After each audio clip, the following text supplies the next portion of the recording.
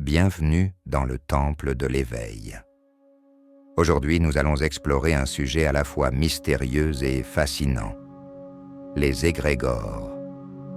Ces forces invisibles, nées de nos pensées et de nos émotions collectives, influencent nos vies, souvent sans que nous en ayons conscience.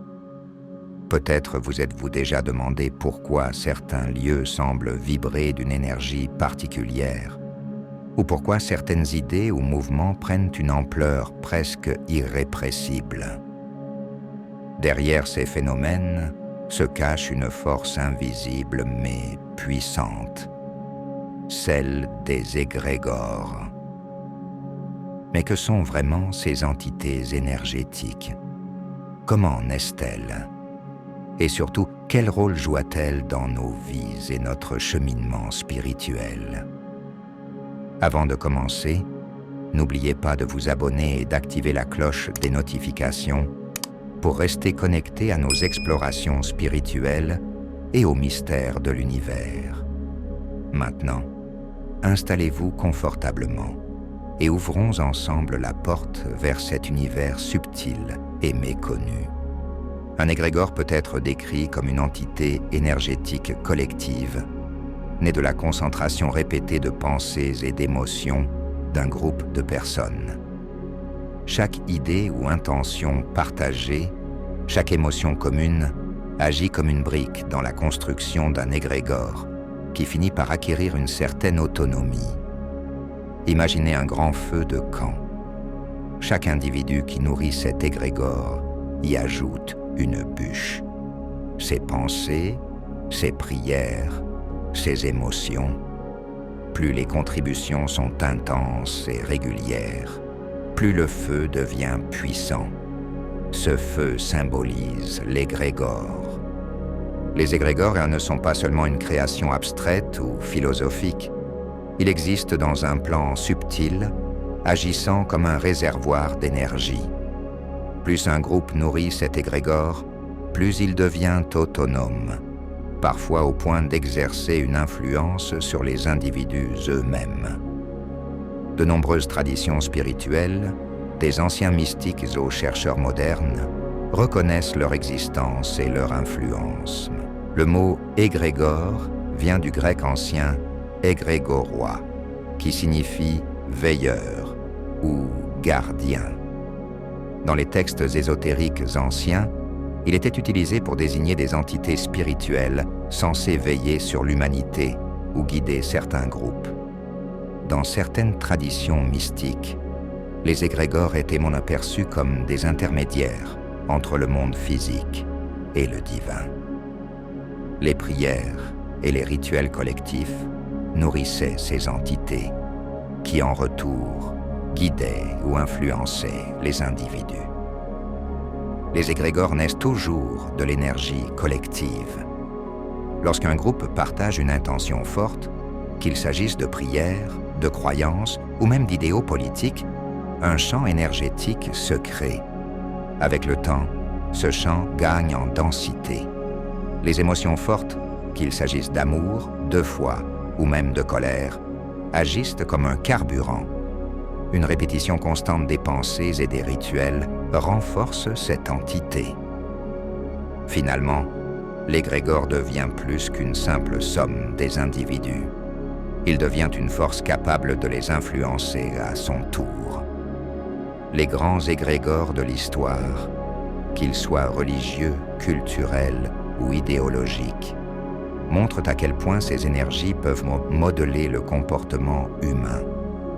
Ils peuvent inspirer des actes d'amour et de compassion, mais aussi engendrer des conflits et des divisions. Avec le temps, cette notion s'est étendue pour inclure des formes énergétiques collectives plus modernes, celles issues de la culture, des idéologies ou même des entreprises. Pour comprendre leur rôle dans notre quotidien, examinons comment ils interagissent avec nous à un niveau personnel.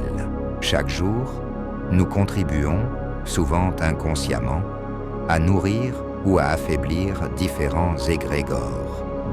Ces forces sont partout autour de nous, dans les traditions familiales, les croyances sociales et même dans nos habitudes de pensée.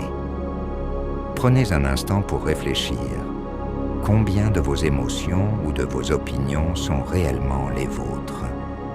Et combien sont influencées par des courants collectifs, par des idées dominantes qui circulent autour de vous? Certains signes, comme la sensation d'une énergie particulière dans un lieu ou avec un groupe, des pensées ou émotions collectives qui semblent nous influencer fortement, ou encore un sentiment d'appartenance ou, au contraire, une pression sociale difficile à ignorer, peuvent indiquer qu'un égrégore agit dans notre vie, y est. Les égrégores agissent comme des courants d'eau. Ils nous entraînent dans leur direction, parfois, sans que nous réalisions leur emprise. Certaines de ces forces nous élèvent. Elles nous inspirent à devenir meilleurs, à collaborer, à créer.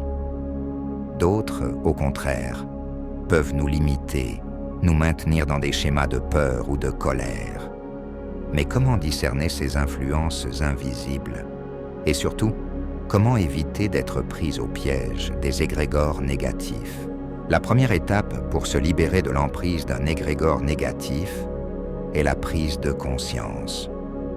En méditant sur vos pensées et vos émotions, vous pouvez commencer à identifier celles qui vous appartiennent vraiment et celles qui sont le reflet d'influences extérieures. La purification énergétique est également essentielle. Que ce soit à travers la méditation, la prière ou simplement un temps de silence, ces pratiques permettent de couper les liens avec les énergies lourdes. Enfin, il est crucial de diriger consciemment votre énergie vers des intentions positives. Si vous sentez qu'un égrégore de stress ou de conflit domine un espace, comme au travail ou dans votre cercle social, essayez de projeter une énergie de calme, de paix. Ce simple acte peut commencer à transformer l'atmosphère collective. Cependant, il ne s'agit pas seulement de se libérer. Nous avons aussi le pouvoir de créer de nouveaux égrégores, porteurs de lumière et de transformation. Créer un égrégore positif commence par une intention claire. Rassemblez-vous avec d'autres autour d'une pensée ou d'une émotion élevée. L'amour, la compassion ou la recherche de vérité. Chaque acte, chaque mot, chaque pensée compte. Lorsque vous nourrissez des énergies positives, vous contribuez non seulement à votre propre bien-être, mais aussi à celui du collectif. Un égrégore de lumière peut devenir une source d'inspiration et de force, non seulement pour vous, mais pour tous ceux qui entrent en contact avec lui.